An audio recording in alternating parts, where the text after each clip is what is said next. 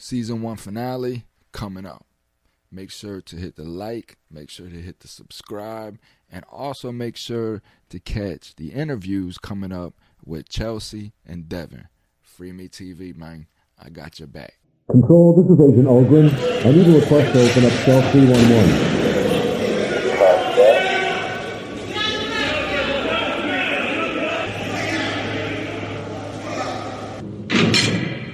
Free Me Podcast. Welcome back, y'all, man, for the last installment of Prisoner of Love Breakdown here on Free Me TV, man, where we keep it real, we keep it honest, man. We keep it pimping. We keep it convict. If you're a convict, you know what I'm talking about. Listen, man, so we cut to the opening scene, right? We cut to the opening scene with Chelsea and her little side gig, and she is talking about how Michael, since he's gotten out, has been very unresponsive and kind of just went on and done his own thing. And she's still confused about something. I have no idea what. It's what they say when you got blinders on. You know what I mean? So we cut to Michael going to the restaurant with his two homies. You know what I mean? And one of them is female, and he's saying, you know, this is his workout partner, yada, yada, yada, whatever. So as they're sitting there at the table, you know me, right, Mr. Observant, seeing all, I notice a lot of eye contact in between this girl and Michael. And Michael seems very comfortable in looking in her eyes as he's talking about his relationship with Chelsea. So I think they may be a workout partner, but I think it's a different kind of workout. You dig what I'm saying? So Michael's one friend, right, when Michael's explaining about how he needs to be for Chelsea, right? Now, peep the game now. That he needs to be for Chelsea and that Chelsea was there for him and he's trying to, you know, be everything for Chelsea, blah, blah, blah. And what kind of friends does Michael have around him? Man, you need to look out for you first. Okay. What does the girl pipe in? I second that emotion as she's looking him right in his eyes. Man, cut it out. Stop it, man. So now we come back to Bryce, right? Bryce is finding him an engagement ring. He goes in and he finds, man, a damn nice ring. 2,250 stones he's finna drop on this thing. Yeah, Alundra, tighten your game up. So in this process, Bryce starts breaking down, you know, something that's very, very important.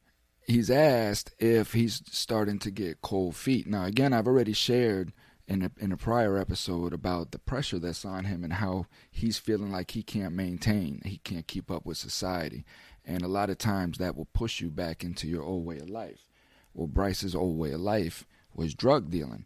And he gives a quick example of how he can just go flip some drugs real quick and then come in tomorrow and buy this ring, no problem. You know, but that's not the route that he wants to go. But, you know, he said that selling drugs is like a drug itself, that it can become an addiction because of the fast money. And you do get lost in that. So my advice to Bryce is this. Bryce, I was a drug dealer, and I know exactly what it is that you were talking about. I went to prison for drugs, right? So amongst that, there was many conversations about whether I would ever go back to selling drugs or not. And my answer is a firm no. And it's not because I don't want to go back to prison. It's not because, you know, of any other reason that you could imagine other than the fact that I don't want to be part of selling poison to families anymore. I don't want to be part of destroying families. I was part of an agenda, you know, and I didn't want to be that anymore. You know, I understand the agenda. And that is what my show is about, to try to erase the stigma. So when you understand that, right, and that, even that's still secondary. First off is you're destroying families. You are fueling America's issue. And if you want your spirit and your soul tied to that, then you always have in the back of your mind, man, I can get this ring tomorrow. But if you don't want your soul tied to that, you know what I mean? And you want to be a productive citizen to humanity and try to help humanity grow, then you know that you'll never be part of selling poison to people again. So now Chelsea's on a Zoom call with Jonathan, her friend, and she's somber, man. She's hurt, and this is the thing about manipulation and being used is, that first step is in the back of your mind. You know you're being used, but you just don't want to admit it. And you just try everything that you can try to do to make it work because you're just denying to yourself that you were used. And I think this is the case with Chelsea. Everybody's giving her the right answers. Jonathan's telling her the right things. And she's just ignoring what's in front of her because I don't think she just wants to admit that, Come here, Chelsea. Come here. Bring it in. Come here. Bring it in. Bring it in, Chelsea. Come here. Come here. I got you. Come here. I'll give you a hug. I'll give you a hug. Come here. Chelsea, come. Chelsea. We cut outside to the basketball court with Dexter and Bray. And Dad is just telling his son that he's got to go meet Yolanda, man, and just see for himself, what it is in the flesh. It's okay, emails, texts, and things of that nature, but you got to see the flesh, and I can dig that. I can actually, relate to that. So, they're going back and forth, and then we find out that Bray, right, is now talking to Cynthia. Just when you think you're out. Just when you think you're out. Just when you think you're out. They pull you back in. So yeah, man, Bray's talking to Cynthia, the first chick that when he was going down through the profiles and he found Arlette and he wanted to go for the crazy wild one. But no, he went back, a little cooler chick. A little calmer. She seems all right. They show little cut scenes with them talking all this mushy crap and bucket list crap and all this crap. So they seem to be doing all right. Bray, if you need somebody to talk to, man, check me out.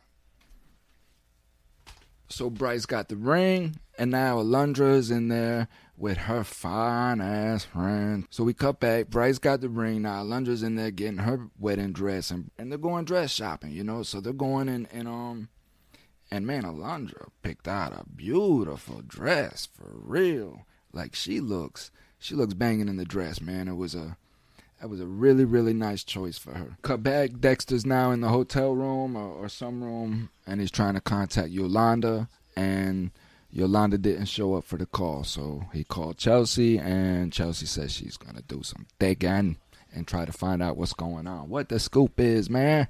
What's going on? Is she ghosting him? What's going on? Chelsea, find out, man. Let us know. So we make it to the scene, right? We make it to the scene where Chelsea meets Michael.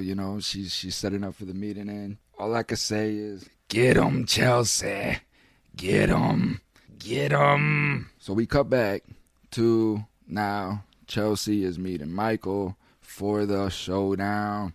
And Chelsea let go on him, and let him know outright. And that's what she's supposed to do.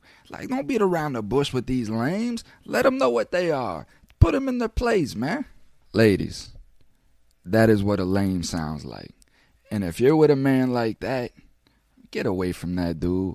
Find you a real man. Stop messing with boys. So the whole point of that meeting essentially just boiled down to Michael showing up and pushing the envelope, the conversation in such a fashion that Chelsea will break up with him, just be disgusted with him and his attitude, and then and break up with him, and he gets away scot-free. And in his mind, he gets to tell himself, well, she broke up with me, I was loyal to her, and all of this stuff, as he did in his little soliloquy that you guys just heard. And that's what narcissists do. You guys got to witness narcissism, egoic narcissism, and that's what it looks like. The only thing that'll come out of that is toxicity. All my best friends were murderers in prison. I mean, I hate when dudes talk like that, man. It just sounds so lame. Dude, you were in prison for 5 years. 5 years. You went through 2 rolls of toilet paper, 1 tube of toothpaste, maybe a toothbrush. But I can't really tell because you got all that shit in front of your face. So get off the gas with this, I've been in prison for so long and all of this stuff, man. Stop lying to these people out there, man. No, Chelsea, he wanted to be in a fake relationship because he's too much of a coward to say to you in that moment, you know what, I just used you. You know, I played you, I used you, or whatever. He ain't got nothing in him like that. You know what I mean? So it's not. It was a fake relationship for him to get gain off of it. But easy come, easy go, Chelsea. Always remember that. Kudos to Chelsea, man, for standing strong like a real woman should. And that's how all women should be. You know, when you feel that you're being manipulated, used, anything like that, you have a right to stand up for yourself. So kudos to Chelsea, man. Much love, much respect. So we cut back. Bryce, Alundra, family dinner. Bryce's family wanted to get together and get them a dinner, treat them to a dinner before the wedding, and just share love, you know, break bread together and induct Alundra into the family. So it was nice. You know, you could still kind of feel a little bit of tension. I sense a little insincerity, but it was still nice. You know, it was nice, and I'm happy for Bryce, man. Then we cut back to Dexter. An important scene, especially here in the finale, because again, these are issues that aren't discussed and that the general public doesn't understand or even know about. So here again, there was not enough information to give to Dexter. So what ended up happening was Yolanda ended up going back to prison, and of course we don't know why. And it was a letdown for Dexter, and he saw it again as a negative thing. What people fail to realize is the halfway houses are horrid. They're these are mental challenges that we have to go through in each step of the process of coming home in the reentry process. The halfway houses are horrible. They're not trained staff. They're just locals, you know, community civilians that go in and get a job at these halfway houses. They're paid probably minimum wage. There's no counseling in these halfway houses to deal with these individuals that are coming home. And the halfway houses are very, very, very petty. Very petty. And they're quick to send people back for the smallest of infractions. Even if you just rub one of these people the wrong way, they could have psychological issues themselves, and they'll just send people back to prison.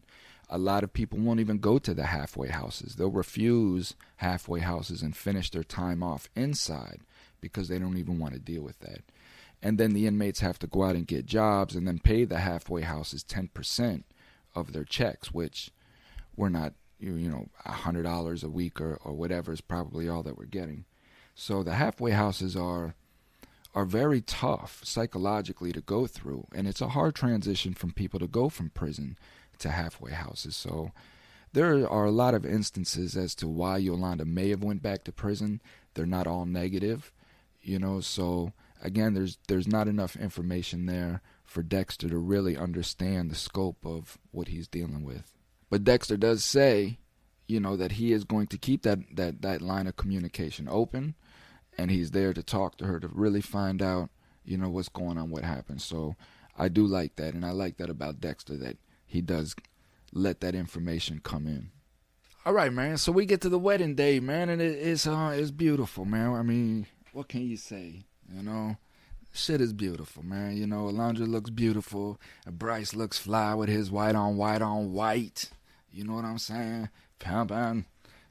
Bryce, I see you, man. And it's a beautiful thing, man. And these are just kids, They're just kids trying to figure it out.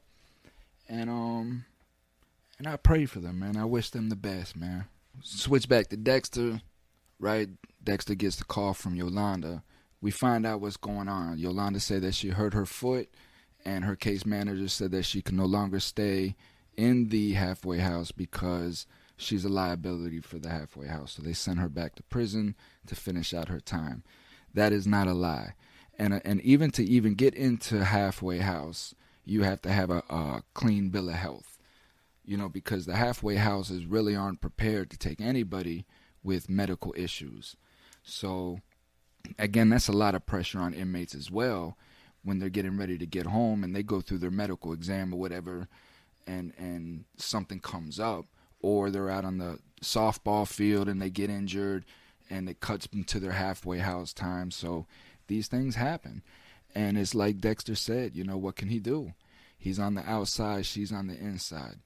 These are issues that we as a community have to come together This is some of what my program is about. Some of my ComingHomeCoalition.com is about, is raising awareness of these situations and what it's doing to our returning citizens. Chelsea goes, gets Michael's name covered up with a tattoo, and she's pretty much cut ties with him. Thank God, man. Enough of this dude already. I was starting to worry we were going to see this cat in season 2. And that's it, man. We wrap it up. First season, man, that thing was a banger, man. I really enjoyed that, man. You know, I get sentimental with it, man, because I know all of these emotions. I've experienced them. I have good homeboys that went through a lot of what, you know, we experienced through season 1. I've sat and talked to a lot of cats through a lot of these emotions that were shared, you know, with America, man. And I really appreciate this show, and I really appreciate the awareness that it brought forth for the viewers. And hopefully a lot of the viewers are coming and witness, you know, these breakdowns so they can get a proper understanding of what we need to change in America. So in the end, we cut. It says Dexter and Yolanda are still talking. They're looking forward to meeting in person when she is released from prison. Issa graduated from college and is currently pursuing her master's degree in social work. Devin has been released from prison. He and Issa have no further contact. Hopefully Issa learns something to take into her social work. Chelsea is focusing on her prison matchmaking business and dating 2 guys. One in prison, one out of prison. Is that a cliffhanger? Once again, you guys, thank you for tuning in. This has been the Prisoner of Love, Season 1, Episodes 1 through 6 breakdown. I hope you guys enjoyed. Peace and love to everybody. Awareness is key. Unity is a must. Free Me TV. Please subscribe.